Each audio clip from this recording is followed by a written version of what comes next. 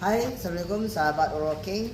Jumpa lagi di channel Aqilahwoodart. Kali ini kita akan coba untuk membelah menggunakan mesin pensel ini. Sampai ketebalan berapa mesin pensel ini bisa membelah kayu, memotong ya, maaf ya teman-teman, memotong kayu.